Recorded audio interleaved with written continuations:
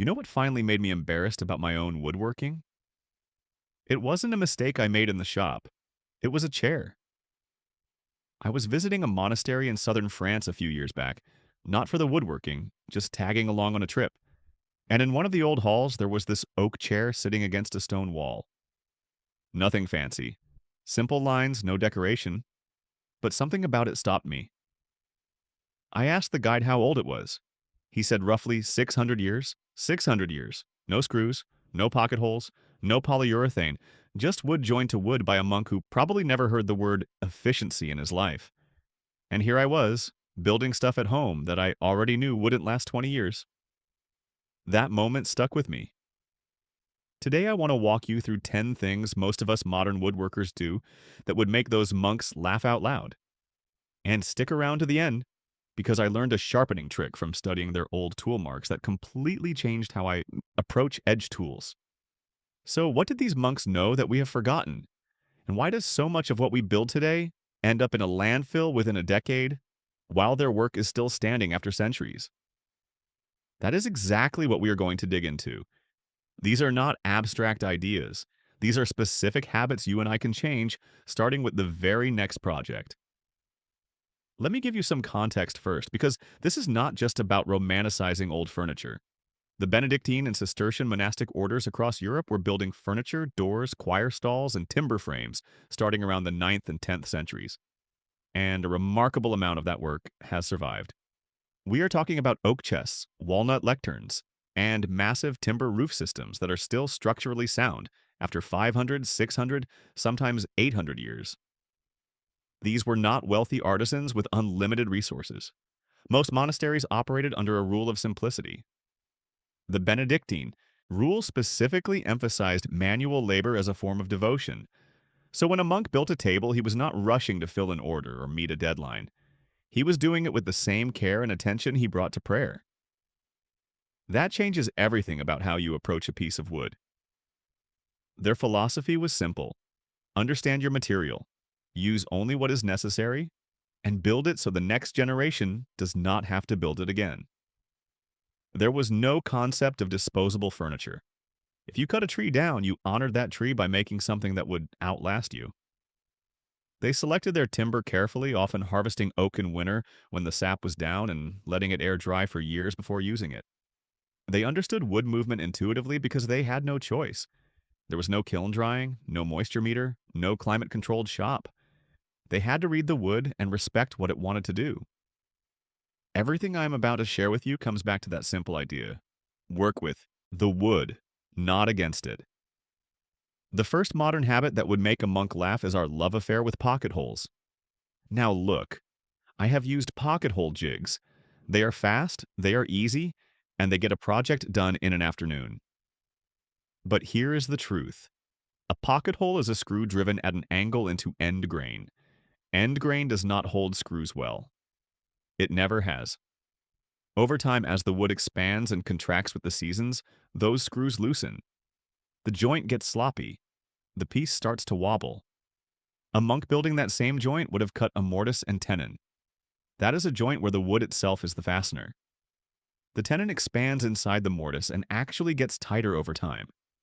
No metal, no threads, nothing to corrode or loosen. I am not saying throw your pocket hole jig in the trash tomorrow, but if you want a piece to last 50 years, you need wood joined to wood. The second habit is drowning everything in glue. Modern yellow glue is incredible stuff. I will not argue with that. But somewhere along the way, we started using it as a substitute for good joinery instead of a complement to it. I used to spread glue on a sloppy joint and clamp it tight and tell myself it was fine. A monk would never do that. Their joints fit so precisely that glue was unnecessary. When they did use hide glue, which is reversible and allows future repairs, it was a thin film between perfectly mated surfaces.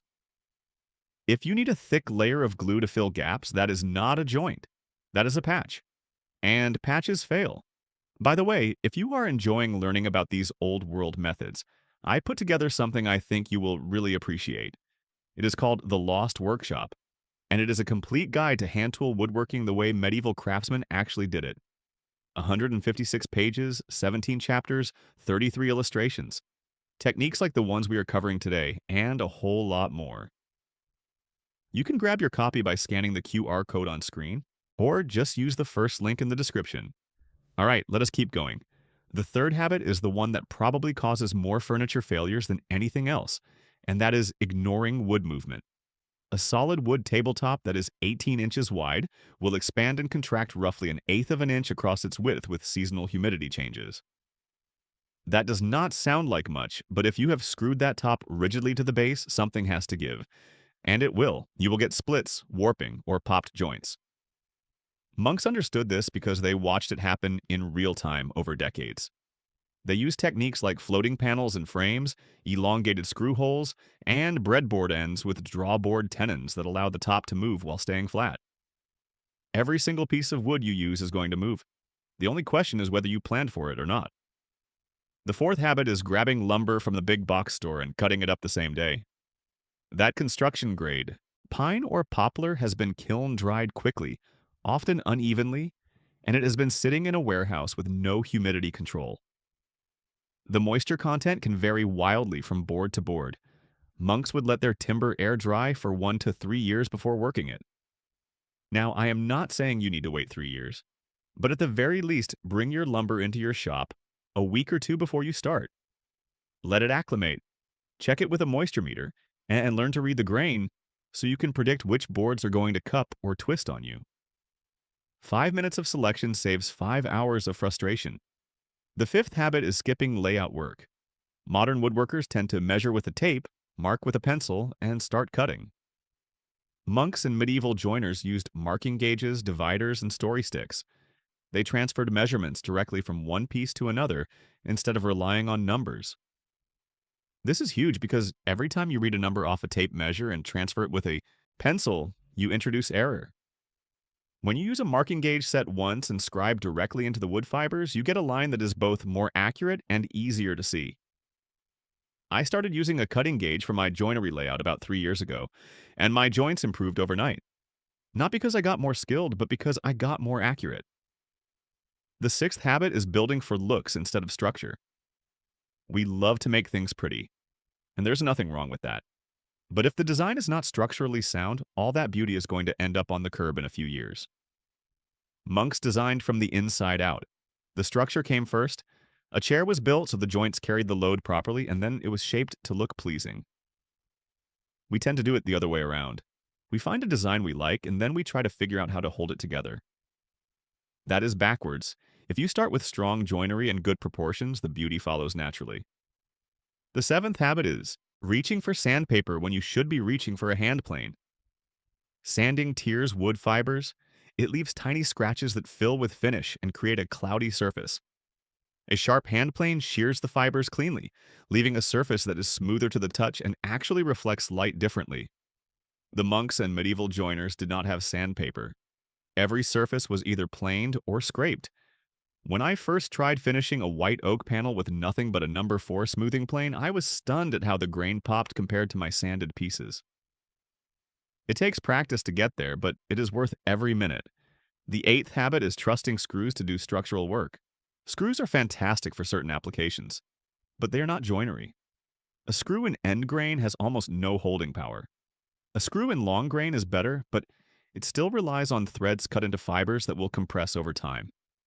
Monks used wedged-through tenons, drawboard pegs, and dovetails. These are mechanical locks that literally cannot pull apart without destroying the wood itself. If your project would fall apart the moment you remove the screws, it is not really joined. It is just clamped. The ninth habit is rushing the finish. We want to see the project done, so we slap on a coat of polyurethane and call it a day. Monks applied linseed oil or wax in thin coats, letting each one cure fully before applying the next. A proper hand-rubbed oil finish might take a week to build up, but it penetrates the wood, it is repairable, and it ages beautifully. Polyurethane sits on top of the surface as a plastic film. When it scratches or wears through, you have to strip the whole piece and start over. An oil finish just needs another coat rubbed in with a rag. 600 years later, that approach still works. The 10th habit is never learning to sharpen properly. This is the foundation of everything. A dull tool tears wood. It requires more force, gives less control, and produces worse results. Monks maintained their edge tools obsessively because a sharp chisel was the difference between a clean joint and firewood. Most modern woodworkers buy chisels, use them until they are dull, and either replace them or struggle through. Learning to sharpen on a simple waterstone to a clean 25-degree bevel takes maybe an afternoon to learn, and it changes every single thing you do in the shop from that day forward. Let me share some patterns I have noticed over the years, things I used to do myself, that this monastic approach handles completely differently. The first pattern is prioritizing speed over intention. We treat projects like tasks on a checklist. Get it done, move on to the next one. Monks treated each project as a practice. They were not in a hurry because they understood that rushing creates weakness. When I started slowing down and spending more time on layout and fitting, my projects got better immediately and I enjoyed the work more. The second pattern is buying tools instead of learning skills. I have a shop full of jigs and gadgets that I bought because I thought they would make me better. Most of them are collecting dust. The monks had a chisel, a mallet, a saw, and a plane, and they built masterpieces. The tool does not do the work. Your hands do the work. The tool just helps. The third pattern is treating wood like a commodity instead of a material with a personality. Every board has a story in its grain. The way it was sawn, how it dried, where the knots fall, which direction the fibers run. When you stop and actually look at a board before you cut it, you make better decisions about where each piece goes in your project. The fourth pattern is building to impress instead of building to last. Social media has made this worse. We want the glamour shot. But a beautiful table that falls apart in 5 years is not craftsmanship. It is decoration. Real craftsmanship is quiet. It is in the joint you will never see cut so tightly that it will hold for generations. The good news is, once you see these patterns for what they are, you can start shifting your approach one project at a time. Now for that bonus tip I promised at the beginning. This comes from studying the tool marks left on surviving monastic furniture, and it changed how I sharpen everything in my shop. When you look closely at surfaces planned by medieval craftsmen, the marks are remarkably consistent. That tells you they were not just sharpening their blades, they were honing them with a slight camber. That means the cutting edge is not perfectly straight across. It has a very subtle curve, maybe 0.02 of an inch higher at the corners than at the center. What this does is prevent the plane from leaving track marks at the edges of the blade. You get a smooth, scalloped surface that looks and feels seamless. To do this yourself, when you are on your finishing stone, apply just slightly more pressure on one side for a few strokes, then the other side for a few strokes, while maintaining even pressure in the center. You are not trying to create a visible curve.